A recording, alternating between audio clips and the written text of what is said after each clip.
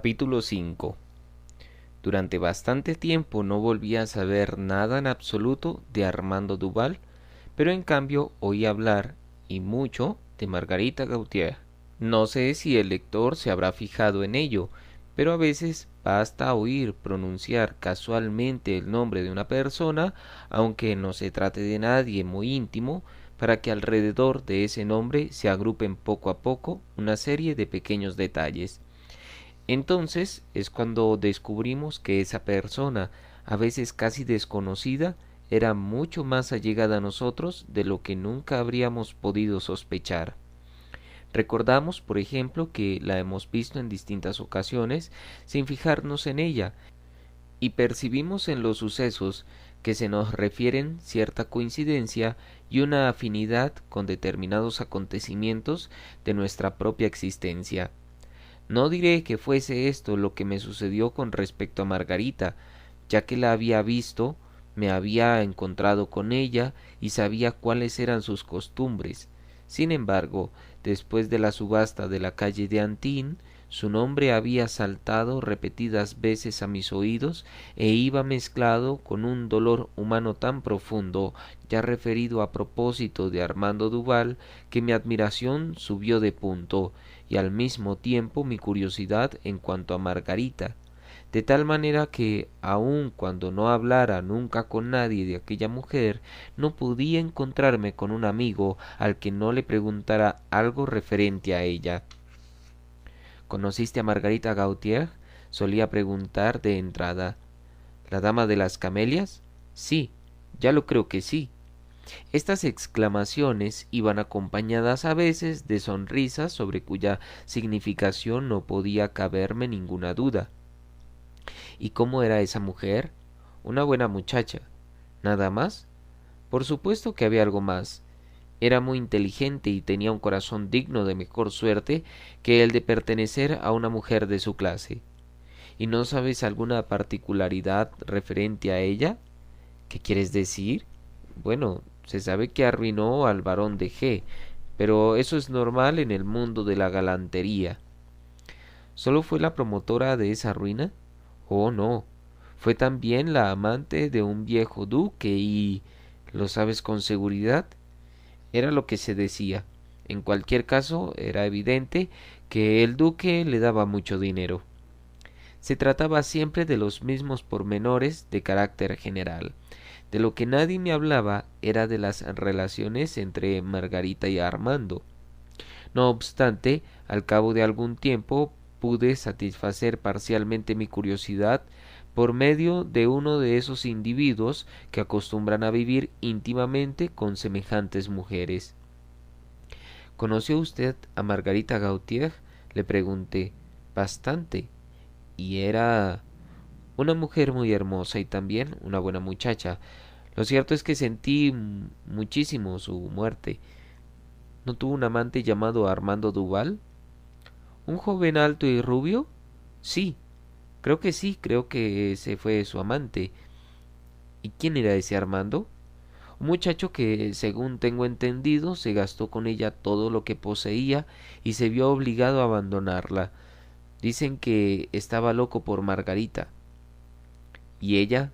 Se suponía que le amaba también en forma desusada, aunque siempre dentro de las maneras en que acostumbran a hacerlo las mujeres de esa condición. La verdad es que no debe exigírseles más de lo que pueden conceder. Las cosas son como son. ¿Se sabe lo que ha sido de ese Armando Duval? Al menos yo no lo sé. Le conocí poco y solo podría decirle que vivió alrededor de 5 o 6 meses con Margarita, pero no en París, sino en algún lugar del campo. Cuando ella regresó a París, parece que él emprendió un largo viaje. ¿Y no ha vuelto a verle usted desde entonces? No. ¿Por qué? La verdad era que tampoco yo había vuelto a saber de Armando, lo que me hacía sospechar que su actitud en mi casa tal vez se debiera a lo reciente de la muerte de Margarita, y el tiempo bien habría podido hacerle olvidar su pena al mismo tiempo que su promesa de volver a verme. De haberse tratado de otra persona, esta suposición hubiera tenido dos consiguientes visos de verosimilitud, pero en lo que se refiere a Armando Duval, tuve que reconocer que se había expresado con demasiada sinceridad en su desesperación para que se pudiera admitir semejante hipótesis. Así es que, dejándome llevar de un extremo a otro, acabé por creer que el dolor que le atenazaba debía mantenerle sepultado en cama, y que era por esta causa, si aún vivía, por lo que no había vuelto a tener ninguna noticia de él. Lo más curioso era que, sin saber por qué, no dejaba de sentirme interesado por aquel joven. Tal vez fuera por egoísmo, o porque bajo ese dolor había advertido una patética historia sentimental. Si no ocurría que era mi afán de conocer más detalles, lo que avivaba hasta tal punto la inquietud que me inspiraba el silencio de Armando. Por último, y en vista de que él no venía a mi casa, resolví ir yo a la suya. Pero ¿con qué pretexto? No era fácil hallarlo. Aparte de la circunstancia de que ni siquiera sabía cuál era su domicilio, ni tampoco parecía saber nadie que pudiera decírmelo. Ante tales inconvenientes decidí ir a la casa de la calle de Antín para ver si el portero de Margarita había de darme alguna pista. Pero el portero ya no era el mismo, y sobre aquel particular estaba tan al corriente como yo. Entonces procuré enterarme de en qué cementerio habían enterrado a Margarita, y supe que en el de Montmartre. Por aquellos días había llegado ya abril con su cortejo de esplendorosos días, y los lugares que, como los cementerios, se revisten de tristeza en invierno, comenzaban a cambiar de aspecto. En otras palabras, la temperatura era ya lo bastante tibia como para que los vivos se acordaran de los muertos y gastaran su tiempo en visitarles. Mientras me dirigía al cementerio, iba meditando sobre lo que allí me llevaba, y pensé, con solo ver la tumba de Margarita, sabré si el dolor de Armando subsiste aún, y tal vez sepa lo que ha sido de él en todo este tiempo. Entré en la vivienda del encargado del cementerio y le pregunté si el día 22 de febrero, hacia el mediodía, había sido enterrada allí una mujer llamada Margarita Gautier. El funcionario hojeó entonces un voluminoso libro, en el que estaban inscritos y numerados todos los que ingresan en aquella postrer morada, y me respondió que, en efecto, aquel día y a la hora que yo indicaba, había sido inhumada una mujer de tal nombre. Una vez hecha la comprobación, le rogué que me llevara hasta la tumba, ya que sin guía no hay medio de orientarse en semejante ciudad de muertos, de cuyas calles podría decirse que no se diferencia demasiado de las de los vivos. El guardián llamó a un jardinero y le dio las instrucciones necesarias. Ya sé dónde es, dijo el jardinero. Después, volviéndose hacia mí, añadió, es una tumba muy fácil de reconocer. ¿Por qué? Le pregunté. Porque siempre tiene unas flores que son diferentes a las demás. ¿Y se cuida usted de ellas? Sí, señor, y ojalá que todos los deudos cuidasen de los difuntos, como cuida de esta tumba el joven que me ha encargado a mí hacerlo. Después de algunos rodeos, el jardinero se detuvo en un determinado lugar y me dijo, esta es. En efecto, me encontraba ante un rectángulo de flores que nadie hubiera tomado por una tumba de no leer la lápida de mármol blanco donde aparecía esculpido el nombre. La lápida estaba derecha sobre el suelo y un enrejado de hierro circundaba el terreno perteneciente a la tumba, el cual se hallaba sembrado de camelias blancas. ¿Qué le parece a usted? Me preguntó el jardinero. Es magnífico. Cada vez que una camelia se marchita, tengo la orden de reemplazarla. ¿Y quién le ha dado a usted esa orden? Un joven que lloró lo indecible la primera vez que estuvo aquí. Al parecer, es un antiguo amigo de la difunta, pues tengo entendido que se trataba de una muchacha de vida alegre, que según dicen era muy hermosa. ¿La conoció usted? Sí. ¿De la misma forma que el otro joven? Preguntó el jardinero, sonriendo maliciosamente. No, nunca hablé con ella. ¿Y viene usted a verla aquí? No deja de ser curioso, porque sus visitantes son escasos. ¿Qué quiere decir? ¿Es que no viene nadie a visitar su tumba? Nadie, si exceptuamos el joven que le he dicho y que no ha venido más que una sola vez. ¿Solo una vez? Sí, señor. ¿Y sabe dónde está? No, señor. Lo único que sé es que se proponía ir a casa de la hermana de la señorita Gautier, fuera de París, para pedirle la correspondiente autorización y exhumar el cadáver a fin de trasladarlo a otro lugar. ¿Y por qué no quiere dejarlo aquí? Usted, señor, ya debe saber que con los muertos cada cual tiene sus manías. Es algo que nosotros conocemos muy bien. Este terreno ha sido comprado para solo 5 años, y el joven de quien le hablo quiere otro a perpetuidad y más extenso, aparte de que preferiría tenerlo en el nuevo cuartel. ¿A qué le llama usted el nuevo cuartel? A los terrenos de la parte izquierda del cementerio, que ya han comenzado a ponerse en venta. Ah, señor, si este cementerio hubiera estado siempre tan bien cuidado como ahora, no tendría rival en el mundo. Pero aún queda mucho por hacer para que esté en las condiciones debidas.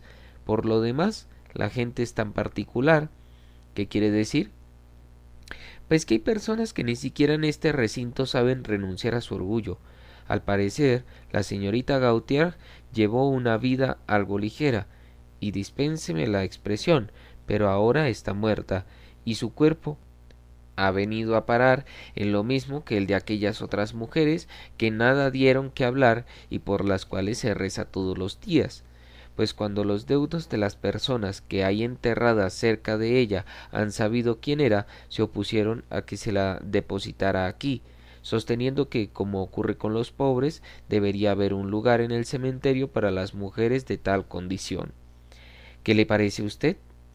Y que hablen así justamente aquellas personas que no visitan a sus difuntos ni 4 veces al año. Por otra parte, se encargan ellos mismos de traer las flores, y si viera qué flores. Los que hablan así no solo escatiman el dinero, sino que tampoco derraman una lágrima, y luego pretenden arreglarlo todo con sus escrúpulos de monja.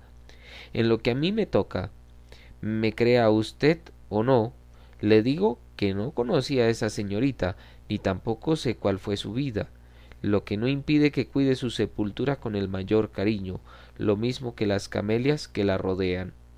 Si he de decirle la verdad, es mi tumba predilecta, porque ha de saber que nosotros nos vemos obligados a querer a los muertos, pues dada nuestra profesión, casi no nos queda tiempo para emplear nuestro afecto en otra cosa. Yo miraba atentamente a aquel hombre y le escuchaba con cierta emoción, que espero comprenderán fácilmente algunos de los lectores. Según dicen, prosiguió el buen hombre, esa joven tenía amantes que la adoraban, y al parecer hasta hubo alguien que se arruinó por ella. Pues bien, ¿no es chocante además de triste que ninguno de esos hombres compre para ella ni siquiera una flor? Claro que en el fondo no puede quejarse, pues aunque solo sea un hombre quien se ocupa de ella, éste cumple por todos los demás y no deja que esa tumba esté desatendida. No crea que esto es nada normal, porque en este cementerio hay otras muchachas que la misma condición que la señorita Gautier, pero están enterradas en la fosa común, y la verdad es que se me parte el alma cuando oigo caer la tierra sobre sus míseros cuerpos. Una vez muertas, nadie, absolutamente nadie, piensa ya en ellas. Ah, señor, no, nuestro oficio no siempre es alegre, y mucho menos cuando el corazón aún es capaz de sentir. ¿Qué quiere usted? Es algo superior a mí. Y es que también tengo una hija de 20 años, alta y hermosa, y cuando traen aquí a alguien de su edad no puedo evitar en pensar en ella. Lo mismo si se trata de gente acomodada que de alguna infeliz vagabunda.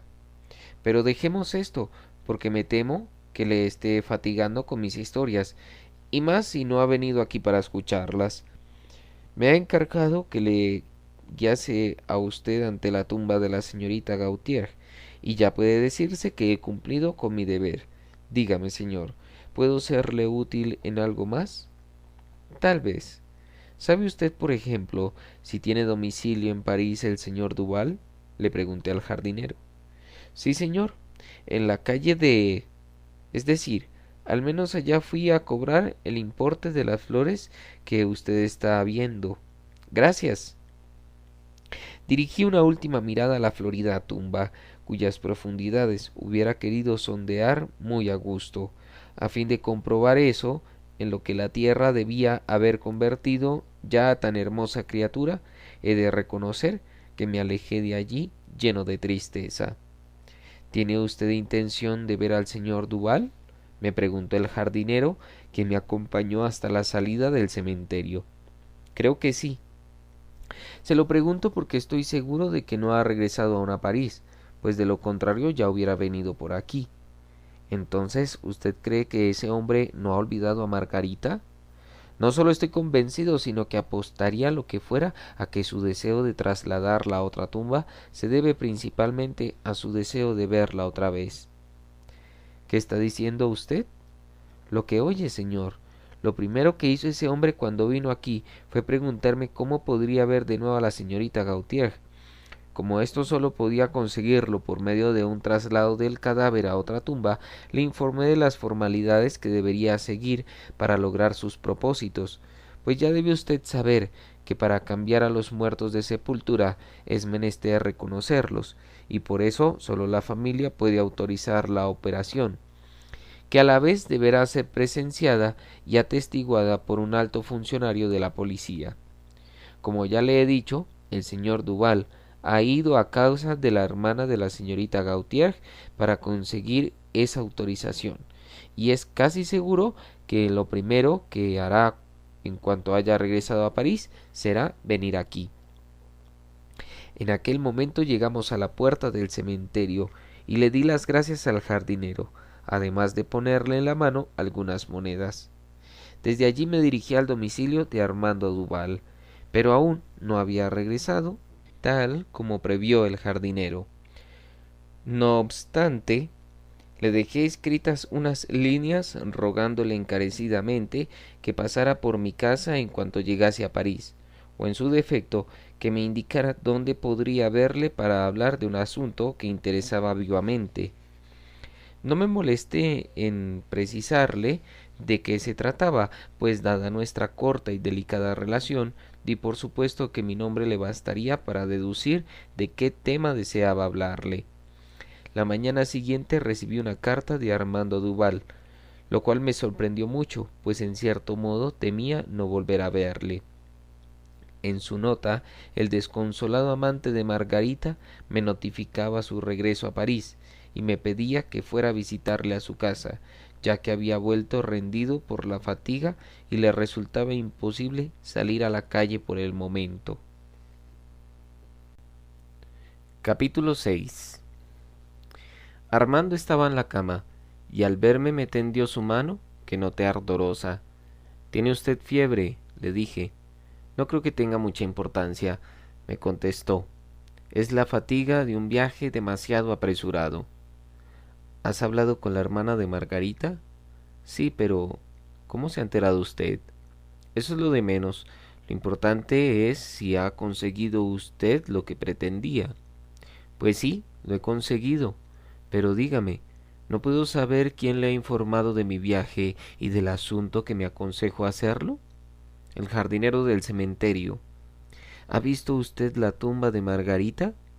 Apenas si me atreví a responder, porque el tono con que Armando había hecho su pregunta me demostraba que su ánimo seguía dominado por la emoción que ya conocía, y que durante cierto tiempo se seguiría sobreponiendo a su voluntad por todos los medios.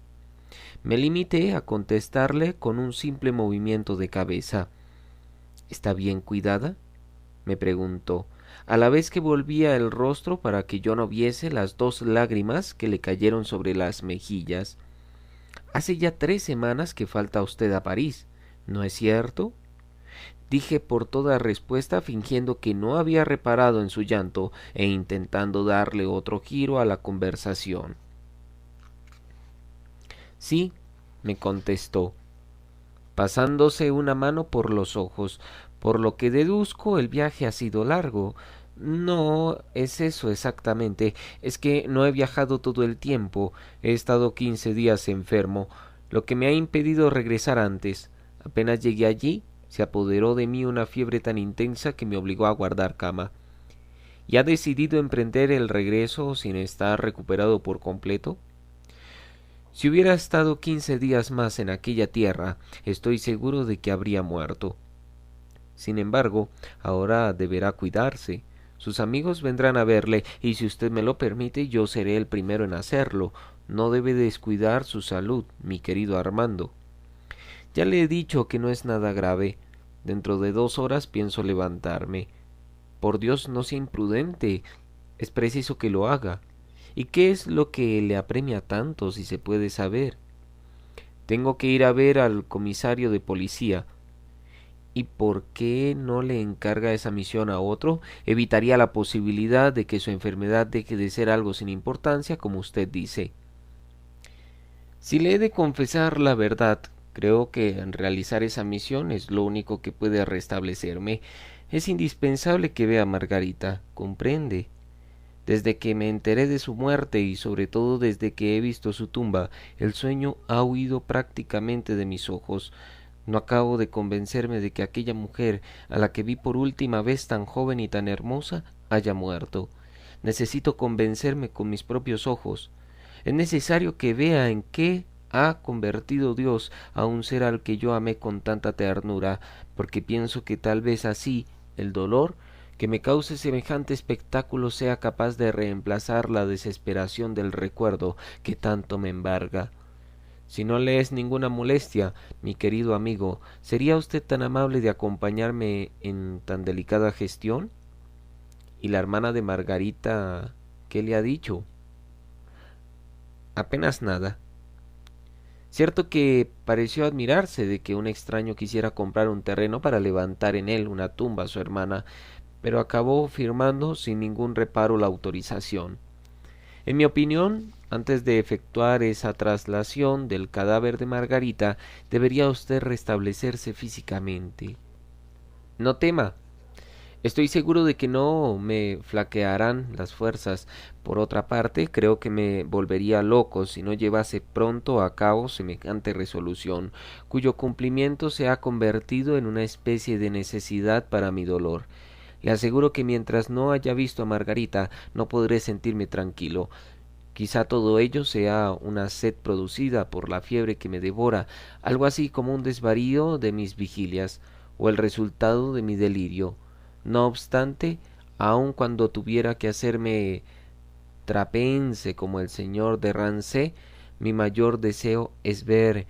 Me hago cargo de todo lo que usted acaba de exponerme, le dije a Armando, y sin embargo puedo serle útil.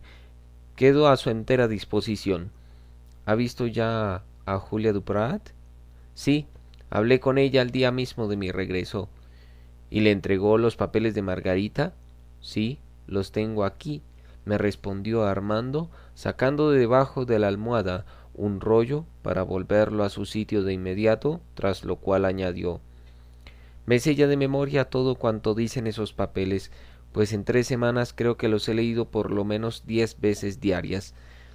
Más adelante se los daré para que usted también los lea, cuando me sienta más sosegado y pueda explicarle la grandeza de corazón y el amor que se esconden en semejante confesión. Y ahora permítame que solicite de su amabilidad un pequeño favor. ¿A qué se refiere? Dígame lo que sea sin ningún reparo, señor Duval.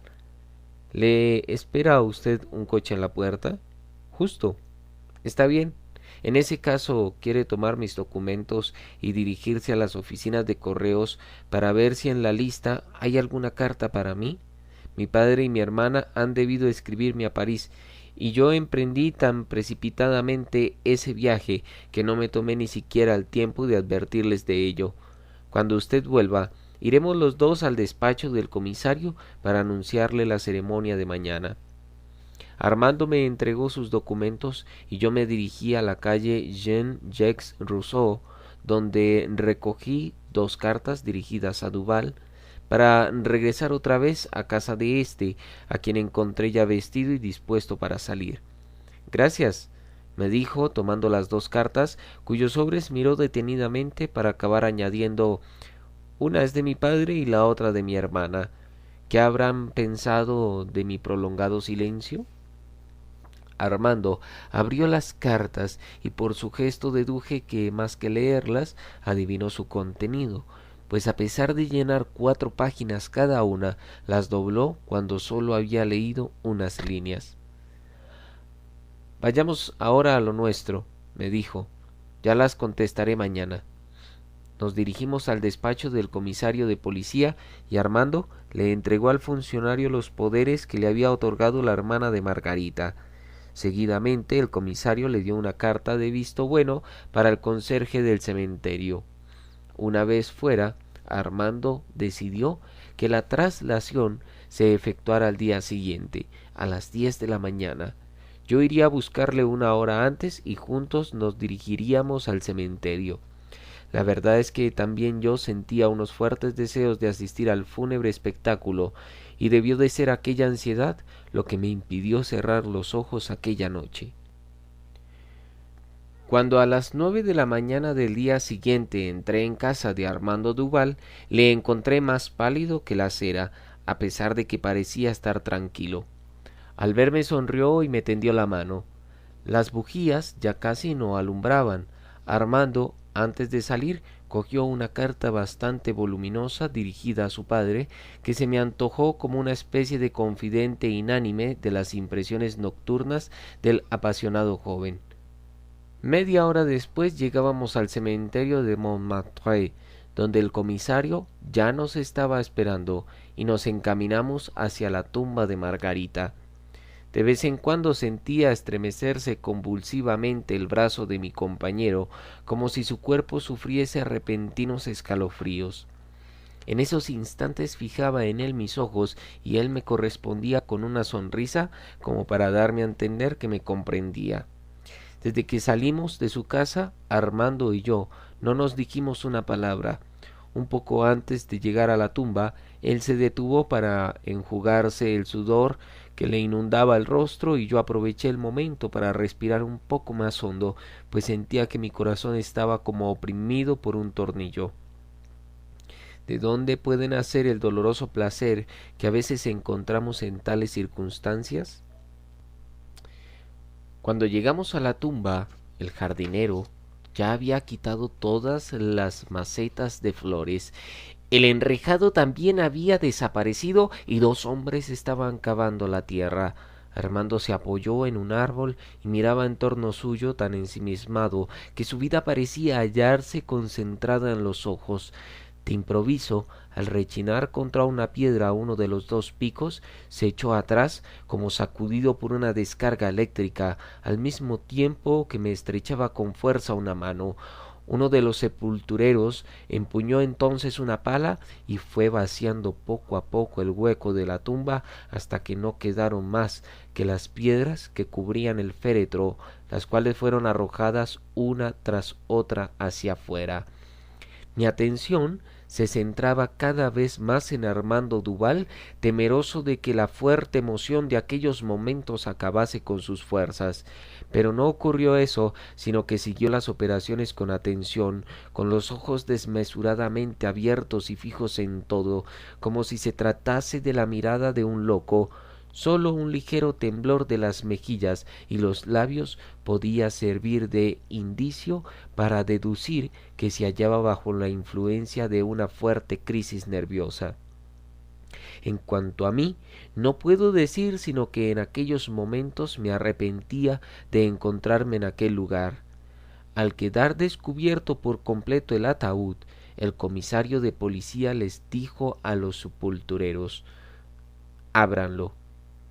Obedecieron la orden como si se tratara de la operación más sencilla del mundo. El ataúd era de roble y como los clavos se habían enmohecido a causa de la humedad, tuvieron que hacer notables esfuerzos para abrir el féretro. Cuando fue abierta la tapa, se extendió por nuestro alrededor un fuerte y nauseabundo hedor, a pesar de las plantas aromáticas de que estaba sembrado el cementerio. «Dios mío», murmuró Armando, lívida ya su palidez inicial. Una amplia y blanca mortaja envolvía el cadáver, algunas de cuyas sinuosidades se veían, además de quedar al descubierto uno de los pies, en completo estado de corrupción.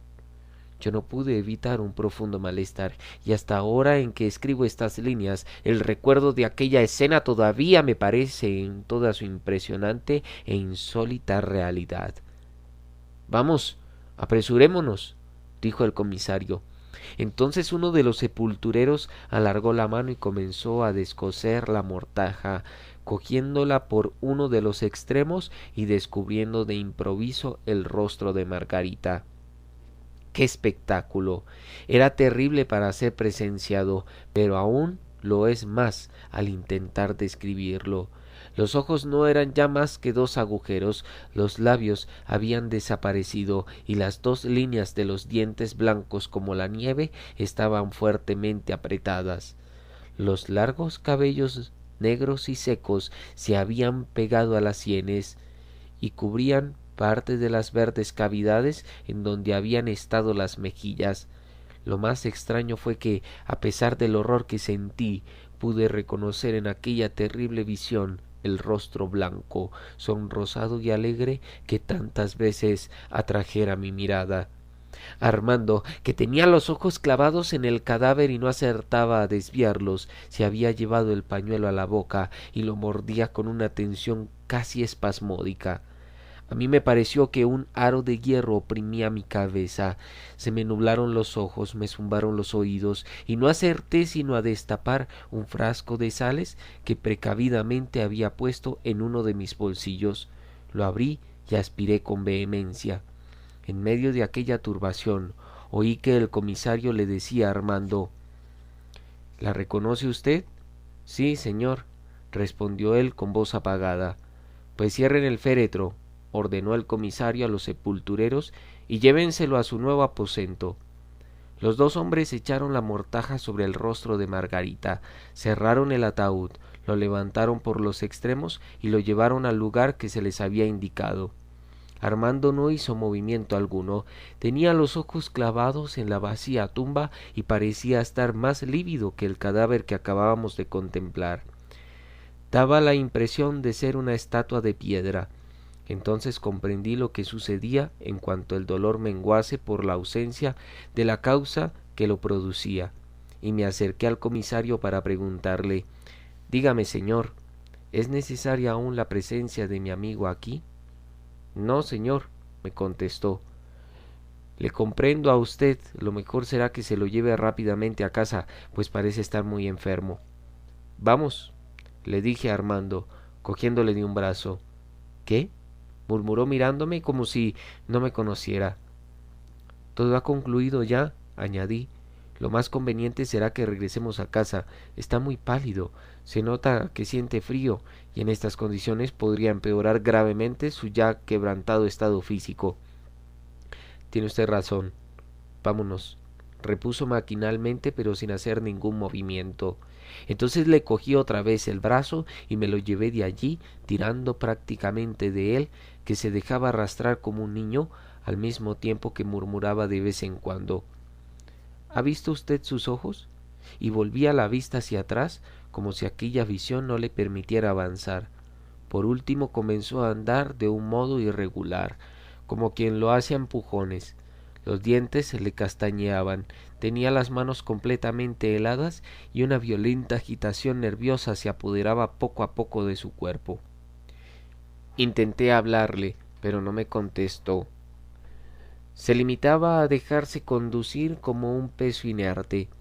En la puerta del cementerio subimos a un coche y Armando, apenas se hubo sentado, comenzó a temblar todavía con más violencia. Era un ataque nervioso en medio del cual se le notaba aún cierta conciencia, pues trataba de tranquilizarme, mientras se cogía a uno de mis brazos diciéndome no es nada, no es nada. Si al menos pudiera llorar, estoy seguro que se me pasaría. Yo oía cómo jadeaba y veía cómo le fluía la sangre a los ojos en los que ya no asomaban las lágrimas. Le hice aspirar el frasco de sales y puede decirse que cuando llegamos a su casa se sentía algo de alivio, aun cuando la crisis persistía. Con ayuda de un criado le llevé a la cama. Después hice encender un gran fuego en el dormitorio y fui en busca de un médico al que conté lo sucedido mientras regresábamos al domicilio de Armando. El atribulado joven tenía la piel del color de la grana, mientras deliraba y tartamudeaba palabras incoherentes, a través de las cuales sólo era inteligible el nombre de Margarita. ¿Qué opina usted? Le pregunté al médico cuando terminó de examinar al enfermo. Pues tiene una congestión cerebral, ni más ni menos, y podemos dar gracias de que sea así, porque de lo contrario se hallaría en peligro de volverse loco.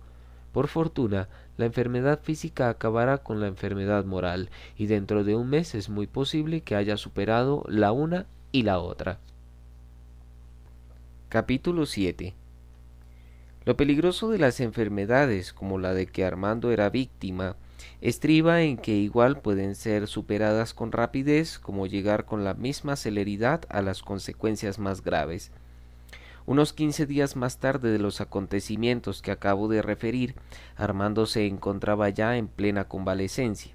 La experiencia había servido para unirnos en una amistad tanto más estrecha cuanto que durante toda la enfermedad casi no me moví de su lado. La primavera había llegado ya con todo su cortejo de flores, hojas, pájaros y canciones, por lo que las saludables emanaciones que se desprendían de la tierra llegaban a mi amigo a través de la abierta ventana del aposento que daba a un bello y cuidado jardín. El médico le había autorizado para que se levantara y con frecuencia nos sentábamos cerca de la ventana a esa hora en que los rayos del sol son más calientes, o sea, desde el mediodía hasta las 2 de la tarde. Allí nos entreteníamos en conversar. Si bien yo me cuidaba especialmente de no nombrar para nada a Margarita, temeroso de que cualquier alusión pudiera volver a despertar el dolor que yo me imaginaba adormecido en lo más hondo de Armando. Pero él, muy al contrario de mis suposiciones, parecía complacerse en hablar de ella, aunque no lo hacía como antes de su crisis, siempre con lágrimas, sino con una suave sonrisa que me tranquilizaba respecto al estado de su espíritu. A partir de su última visita al cementerio y del episodio que había determinado su postración en el lecho, la medida del dolor moral de Armando parecía haber sido colmada por la enfermedad, pues la muerte de Margarita no se le representaba ya bajo el aspecto de lo pasado. De la certidumbre adquirida había emanado en el interior de mi amigo una especie de consuelo, y para desechar la sombría imagen que repetidamente se le aparecía en la imaginación, ocupaba ésta con los gratos recuerdos de su relación con Margarita, los únicos que al parecer deseaba ya acariciar.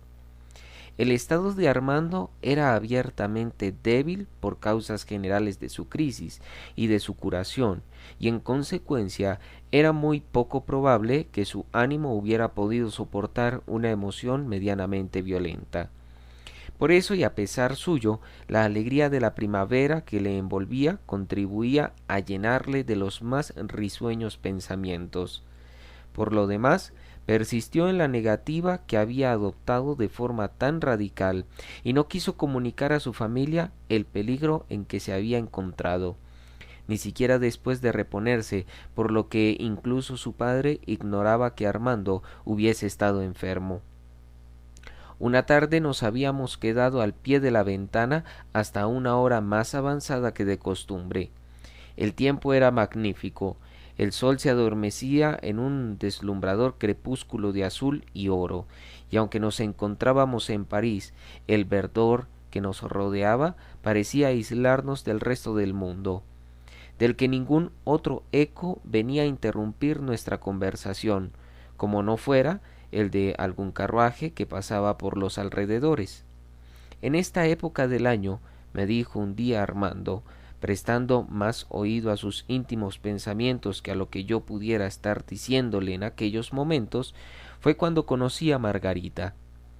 Recuerdo que era la tarde de un día como hoy.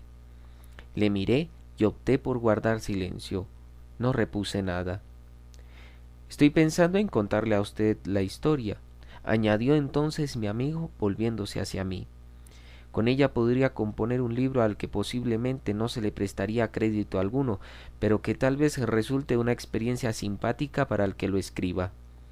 Estoy de acuerdo, pero ya me contará esa historia más adelante, le dije. En mi opinión, lo primero y más importante es que se restablezca usted cuanto antes, ¿no le parece? La temperatura es agradablemente tibia, repuso sonriendo. Me he comido mi pechuga de gallina, no siento fiebre, y no tenemos nada que hacer. Por consiguiente, estoy dispuesto a comenzar ahora mismo. Bien, si tanto se empeña, no puedo hacer otra cosa que escucharle. Es una historia muy sencilla, en el fondo, comenzó diciendo, y se la contaré por orden cronológico. Si con el tiempo tiene usted intención de publicarla, le autorizo para que la cuente como mejor le parezca. Tras un breve silencio, mi amigo comenzó su patética narración, que me sería imposible transcribir, pero sí recordar fielmente en su esencia anecdótica. Por lo tanto, no se trataba de una reproducción literal, sino de una rememoración de las palabras de Armando Duval, que poco más o menos se explicó en el siguiente tono. Lo recuerdo muy bien, comenzó diciendo al mismo tiempo que reclinaba la cabeza sobre el respaldo de su asiento. Era una velada como esta. Había pasado el día en el campo con Gastón R., pero por la noche nos encontrábamos ya de vuelta en París. No sabíamos qué hacer y entramos en un teatro de variedades.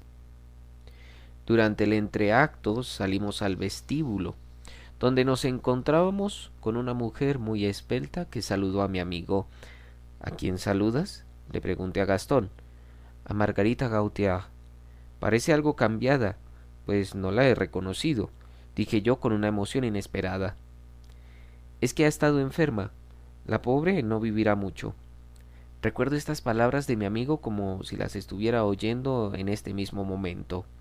Debo añadir que cada encuentro con Margarita, desde hacía lo menos 2 años, me producía siempre un efecto por demás extraño.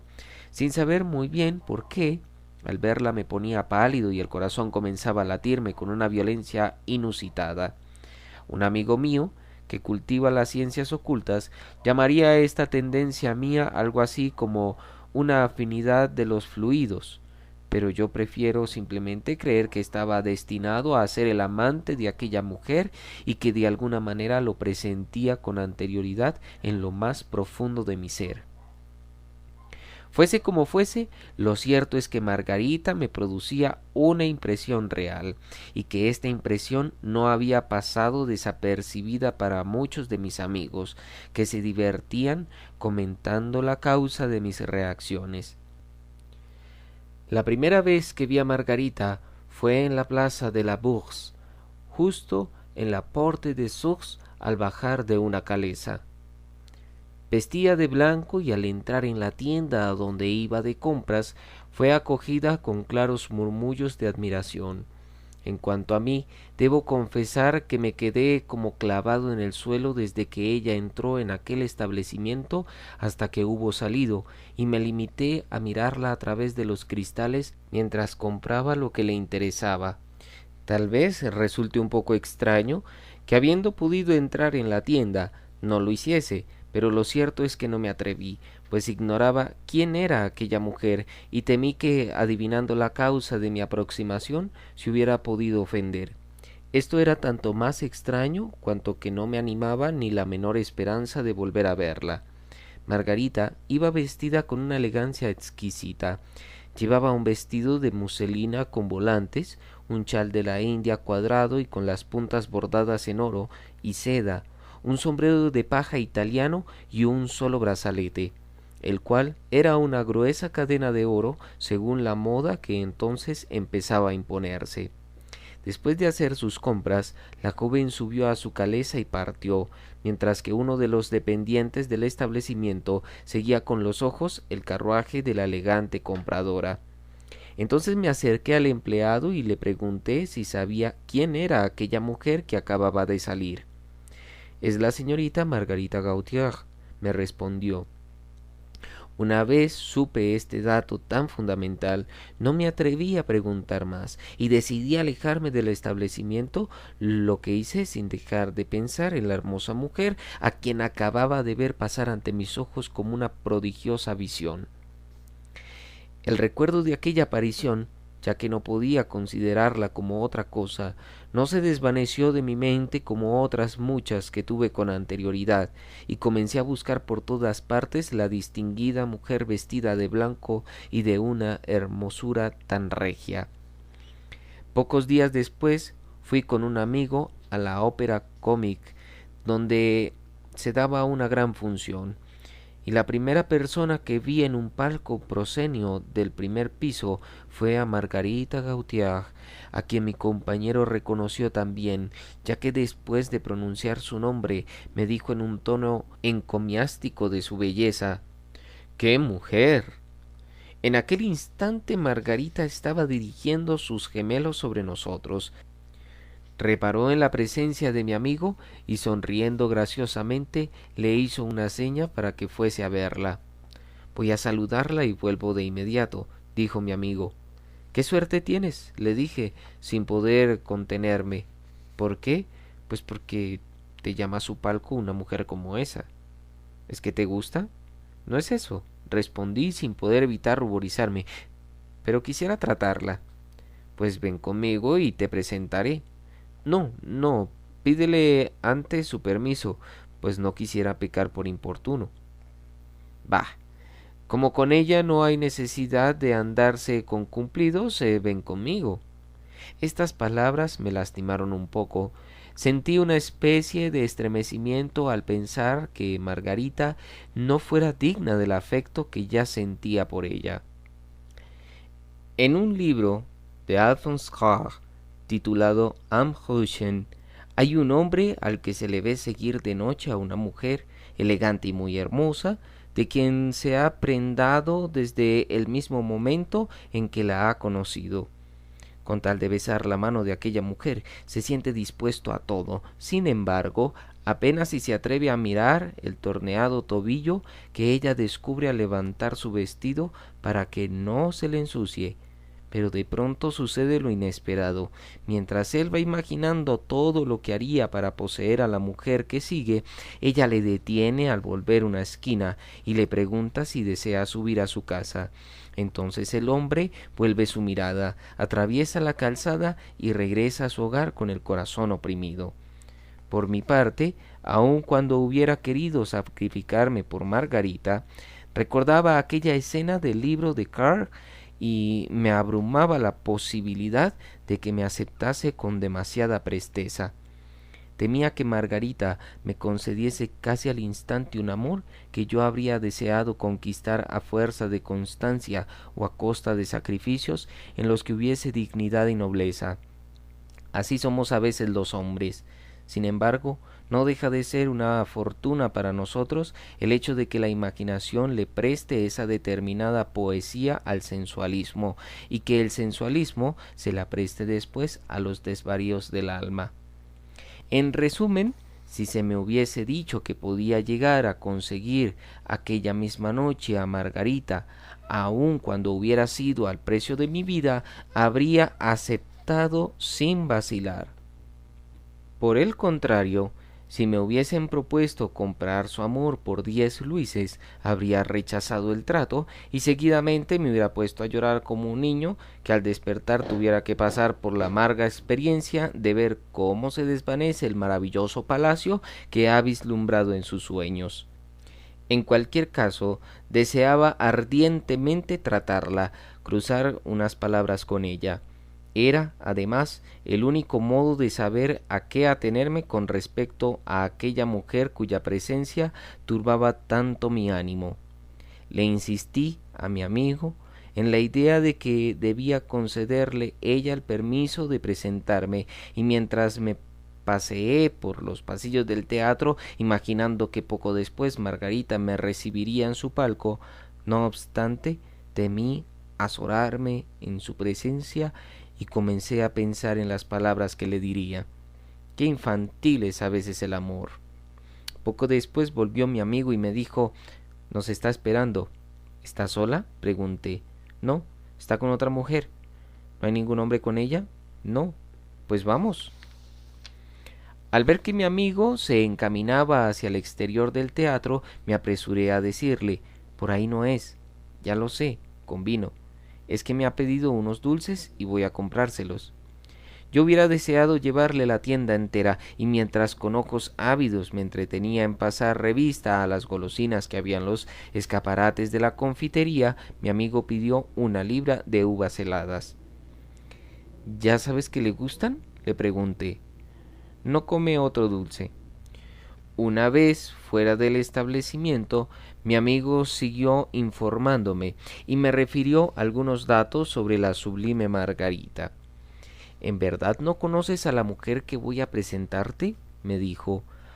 «No te imagines que es una duquesa o cosa así, porque se trata simplemente de una mujer de vida alegre, en el sentido más claro de la palabra. Entonces no debes gastar demasiados cumplidos con ella, ni privarte de decir lo primero que se te ocurra». «Está bien», balbucí, siguiendo a mi amigo y dando por admitido que al fin iba a poder librarme de mi contenida pasión. Cuando entramos en el palco, Margarita, a quien no sé por qué me hubiera gustado encontrar triste, estaba riendo a grandes carcajadas. Cuando mi amigo me presentó, ella se limitó a saludarme distraídamente con una ligera inclinación de cabeza y me preguntó: «¿Y mis dulces?». «Aquí están», respondió mi amigo. Margarita alargó una mano y al tomar el cucurucho de uvas heladas fijó en mí sus ojos, mientras yo bajaba los míos y me sonrojaba. Después se inclinó sobre el hombro de su compañera, le dijo algunas palabras en secreto y ambas se echaron a reír. No tenía la menor duda de que era yo el objeto de aquellas risas, por lo que no es de extrañar que mi turbación llegara a hacérseme casi insoportable. Por entonces tenía yo de amante a una joven más bien simple, de un carácter muy tierno y en extremo sentimental, de cuya pasión y de cuyas melancólicas cartas solía reírme a veces, porque todo se me antojaba rayano en la más torpe ingenuidad. No obstante, durante los 5 minutos que estuve en el palco de Margarita, sentí amar a aquella mujer de tal manera que comprendí, a través de mi tortura de aquellos instantes, el pesar que le debía producir mi actitud a esa otra mujer, a quien yo despreciaba por ingenua. Margarita se fue comiendo una tras otra las uvas sin que hiciera de mí el menor caso. «Margarita», dijo entonces mi amigo, que no deseaba dejarme en una posición tan ridícula, «no se extrañe usted si el señor Duval no le dice nada, pero es que le desconcierta hasta tal punto que es incapaz de encontrar las palabras». «Lo que yo creo», repuso ella, «es que se ha servido usted de él, porque en realidad no quería venir solo a mi palco». «Si así fuera», intervine yo entonces, «no le hubiera rogado a Ernesto que solicitase de usted el permiso de presentarme». Quizá esto no era más que un pretexto para diferir el momento fatal. Por poco que un hombre haya tratado con mujeres como Margarita, sabe cuánto se complacen ellas en poner en evidencia en todos los terrenos a quienes ven por primera vez, sin duda para desquitarse de las humillaciones que les imponen aquellos a quienes ven todos los días. Es por lo que, para replicarles adecuadamente, se necesita tener cierta experiencia en el trato con ellas, experiencia de la que yo andaba escaso. Por lo demás, El concepto que me había formado de Margarita no hacía más que aumentar la importancia de sus burlas, a las que no podía yo ser indiferente, pues nada me lo era de cuanto a ellas se refería.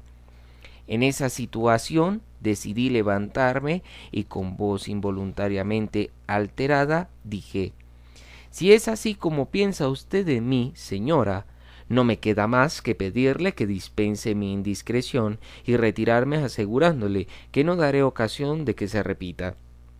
Seguidamente saludé a los presentes y abandoné el palco, y no acababa de cerrar la puerta cuando oí una tercera carcajada. En aquel momento lo que más deseé fue que alguien hubiera pasado y que torpemente me hubiera rozado para poder desahogar en él mi cólera. Volví a mi localidad y al poco tiempo dieron la señal de que iba a levantarse el telón. Vaya una forma de comportarte, me dijo Ernesto cuando se reunió conmigo. Te han tomado por una especie de loco. ¿Y Margarita qué ha dicho?, le pregunté. Se ha reído, diciendo que jamás se había tropezado con un carácter tan extraño como el tuyo, pero mi consejo es que no debes darte por vencido. Lo que no debes hacer nunca es conceder a esas mujeres el honor de tratarlas en serio, pues ignoran qué es la cortesía, y a fin de cuentas hacen como esos perros a los que se perfuma y que, para librarse de lo que para ellos es un mal olor, se revuelcan en el arroyo. De acuerdo, pero ¿qué puede importarme a mí todo eso?, repuse, procurando aparentar la mayor indiferencia. Con no ver más a esa mujer, asunto acabado, y te diré que si antes de tratarla me gustaba, ahora que he hablado con ella, ha dejado de importarme por completo. Bah, repuso mi amigo, la verdad es que no desespero de verte el mejor día en un rinconcito de su palco, o de enterarme por algún amigo de que estás arruinado por ella. Claro que en el fondo harás bien, porque Margarita puede ser una mujer maleducada, pero en cambio es una amante maravillosa. Por fortuna levantaron el telón y mi amigo no pudo seguir hablando. Describir o recordar ahora lo que aquel día ocurrió en el escenario me sería imposible. Lo único que recuerdo es que de vez en cuando dirigía la mirada al palco del que tan secamente me había ido y en el que veía nuevos visitantes a cada momento. Como puede deducirse, a pesar de lo sucedido, yo estaba lejos de no pensar en aquella mujer, y por el contrario no podía apartar mi pensamiento de ella.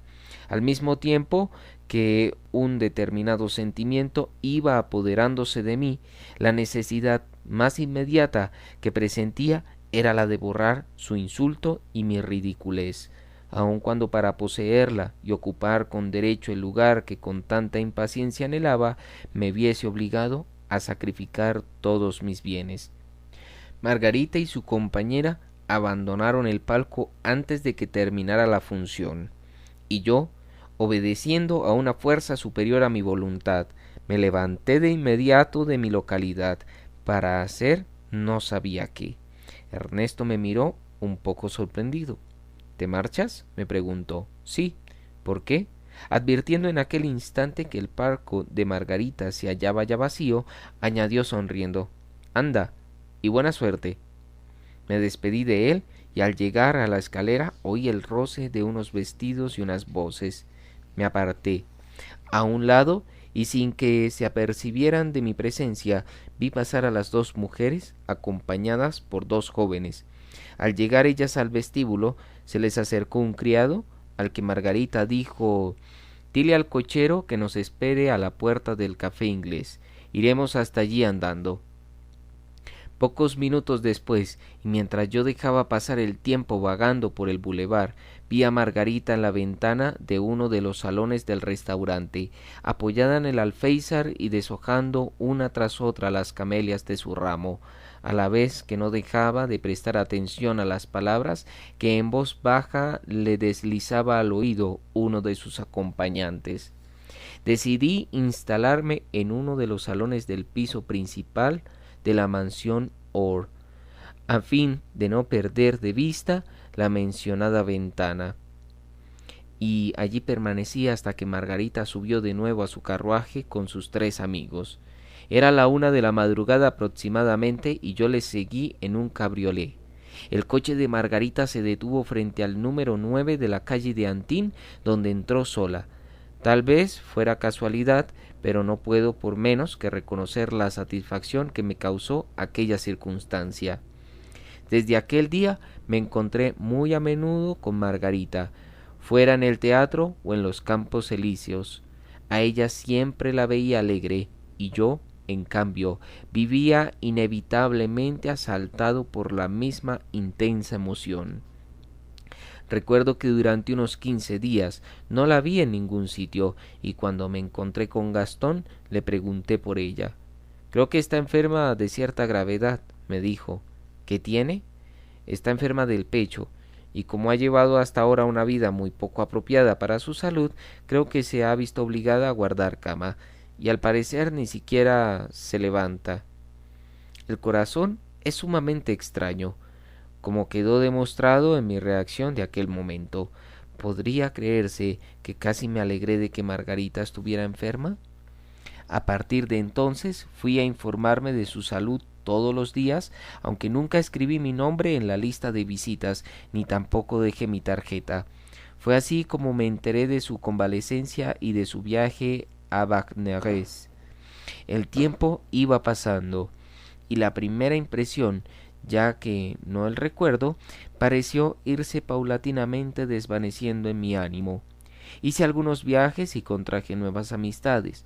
Otras costumbres y otros acontecimientos ocuparon el lugar de Margarita, hasta el extremo de que cuando recordaba aquel primer encuentro no quería ver en él sino uno de esos transitorios apasionamientos juveniles y que después, pasados los años, nos hacen reír, sino burlarnos de nosotros mismos.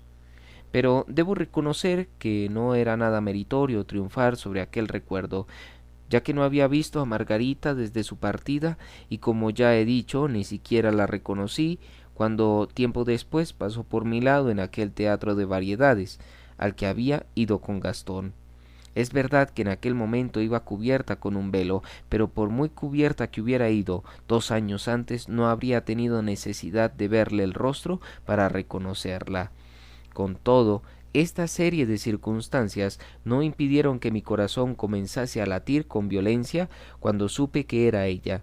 En realidad, los 2 años transcurridos sin verla, como los resultados que se habían operado en mí a partir de aquella separación, podría decirse que se evaporaron como una voluta de humo al solo contacto de sus vestidos.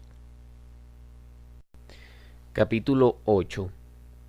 Aun cuando comprendiera que todavía estaba enamorado de aquella mujer, siguió diciendo Armando después de una pausa, lo cierto es que me sentía más fuerte que en otro tiempo, y mi deseo de encontrarme con Margarita no excluía mi afán de poderle demostrar que ahora era superior a ella.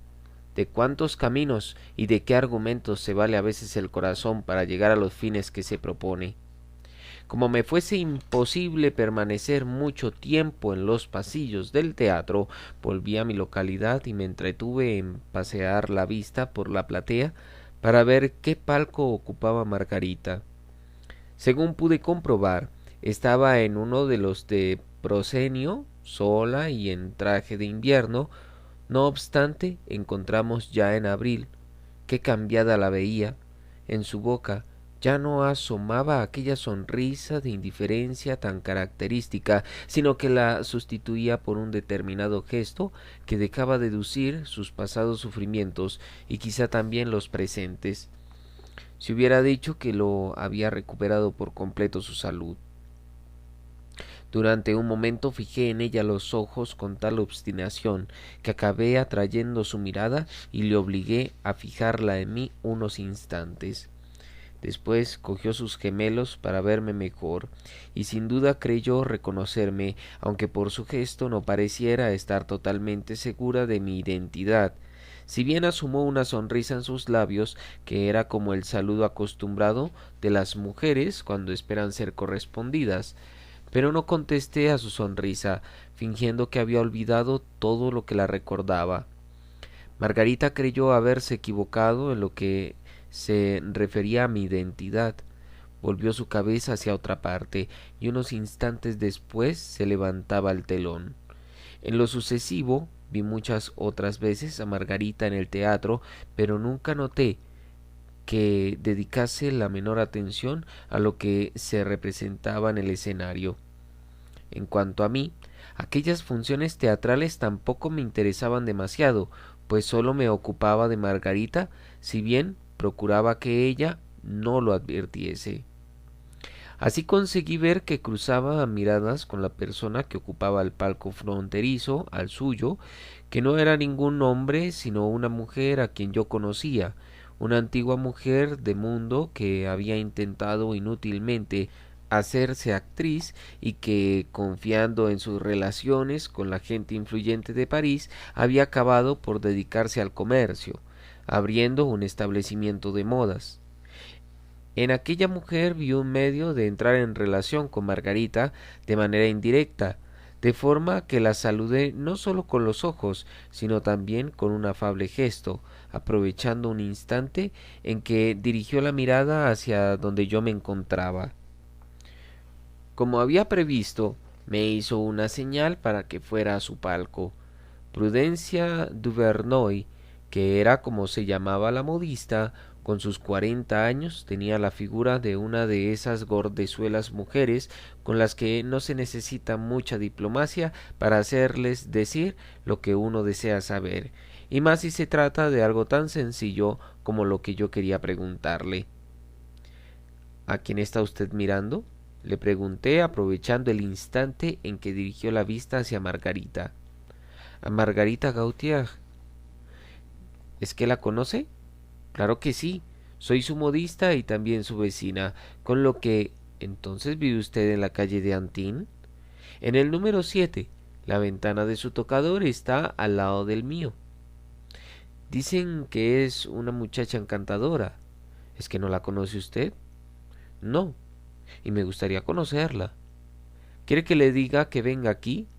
No, preferiría que me presentase a ella. ¿En su casa? Sí. Eso ya es algo más difícil. ¿Por qué? Porque la protege un duque tan viejo como celoso. ¿La protege? Eso es, repitió Prudencia. Con ese anciano, si usted pretendiera ser su amante, se vería en un serio aprieto. Prudencia Duvernoy me refirió entonces cómo Margarita había conocido al duque de Bagneres. Y es que por eso, por lo que viene sola al teatro, justamente. Y entonces, ¿quién la acompaña a su casa? El duque. ¿Es que viene por ella? A su debido momento. ¿Y usted también va sola? También.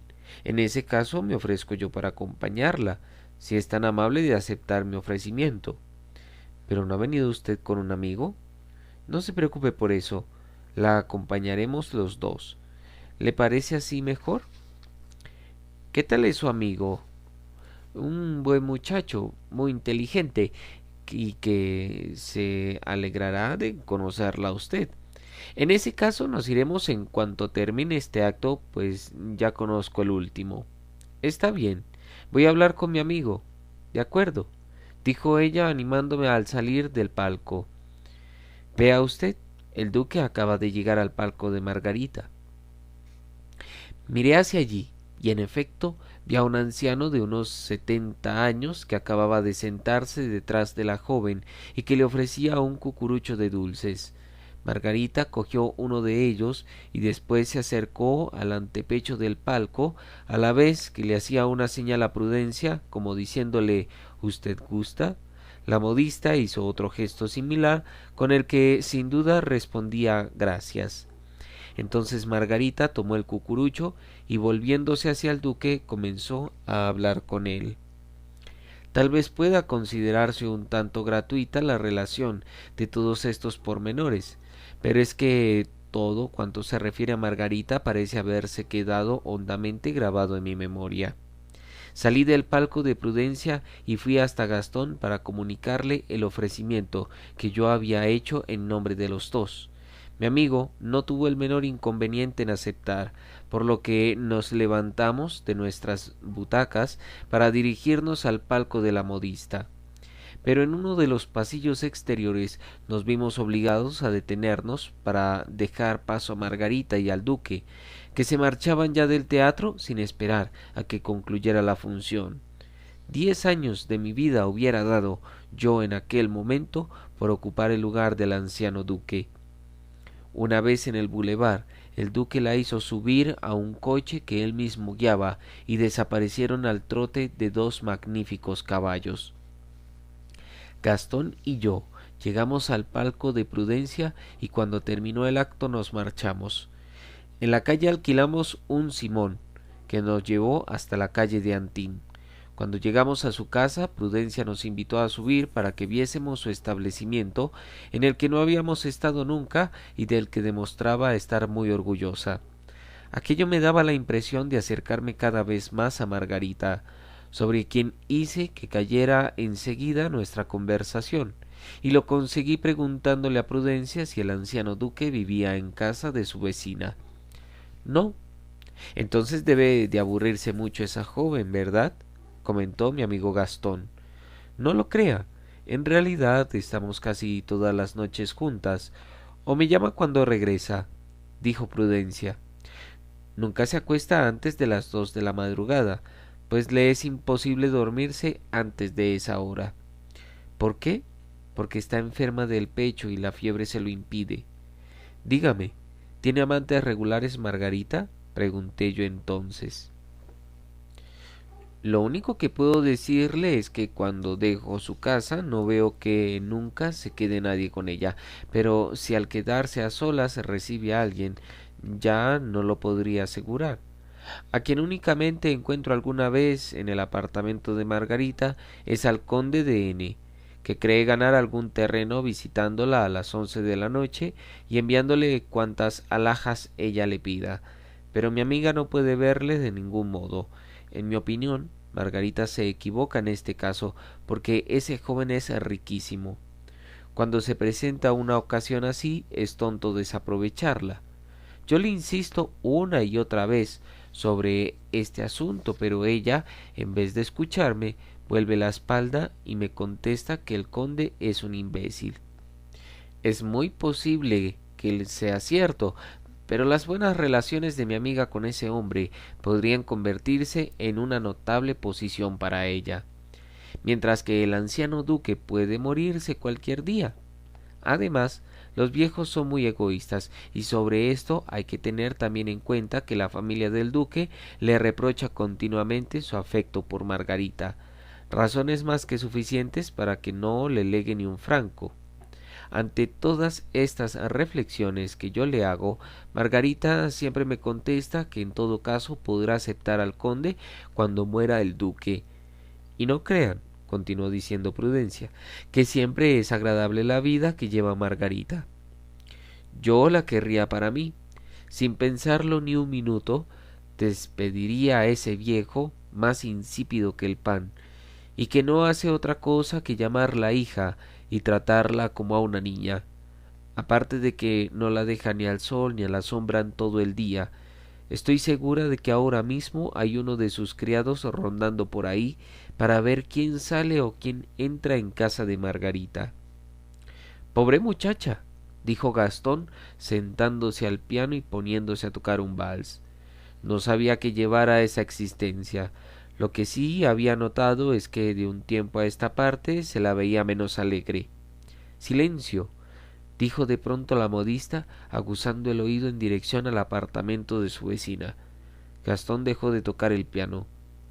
Creo que me está llamando Margarita, dijo Prudencia, añadiendo enseguida: señores, deben marcharse. Lo siento mucho, pero tienen que marcharse. ¿Cómo? Replicó Gastón riéndose. ¿Está su hospitalidad? Ya les digo que lo siento, pero es que debo pasar a casa de Margarita.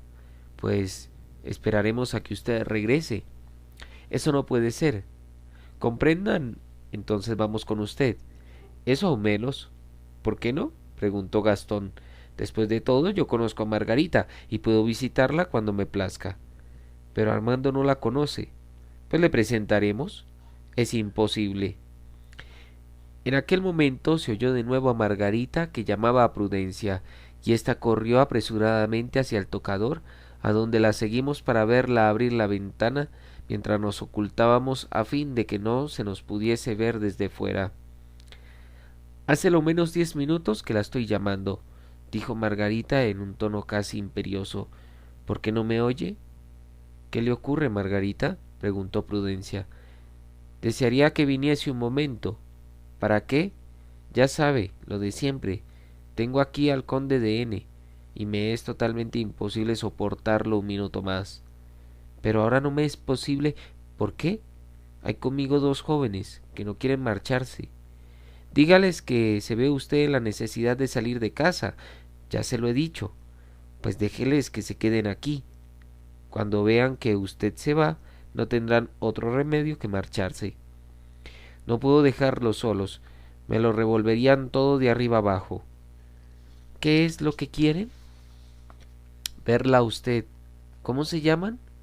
A uno de ellos creo que ya le conoce. Es Gastón R. ¿Sabe quién le digo? Sí. ¿Y el otro? El otro se llama Armando Duval. ¿Le conoce usted? No, pero es igual. Si no hay otro remedio, venga con ellos. Prefiero cualquier cosa antes que soportar un minuto más a ese odioso conde. Les espero. Vengan enseguida.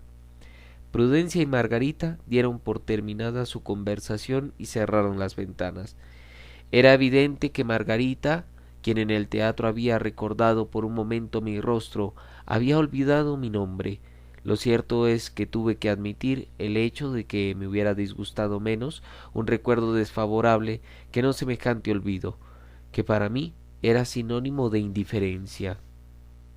Ya sabía yo que Margarita no se negaría a vernos, dijo Gastón. No, no es eso, repuso Prudencia, poniéndose su chal y su sombrero. Ya les he dicho lo que ocurría. Si les recibe es para que se vaya al conde. Procuren ser más amables que él, porque de lo contrario Margarita me reprochará haberles llevado a su casa. Precedidos de Prudencia, Gastón y yo comenzamos a bajar las escaleras. Yo sentía una especie de escalofríos, presentía que aquella visita tendría una gran influencia en mi vida y estaba mucho más emocionado que el día de mi presentación a la bella Margarita. Al llegar a su puerta, el corazón me latía con tanta fuerza que casi impedía el funcionamiento normal de mis sentidos. Prudencia llamó, y entonces cesaron unos acordes de piano que llegaban hasta nosotros. Vino a abrirnos una mujer y pasamos a un saloncito en el que había un joven apoyado en la chimenea. Margarita estaba sentada al piano y tecleaba el comienzo de algunas tocatas, sin proseguir ninguna. La escena evidenciaba el más pesado de los tedios, que es el resultado de la impotencia del hombre y de su presencia cuando no es soportada por la mujer. Al oír la voz de Prudencia, Margarita se levantó de inmediato para venir a nuestro encuentro, después de lo cual dirigió una mirada de agradecimiento a su amiga.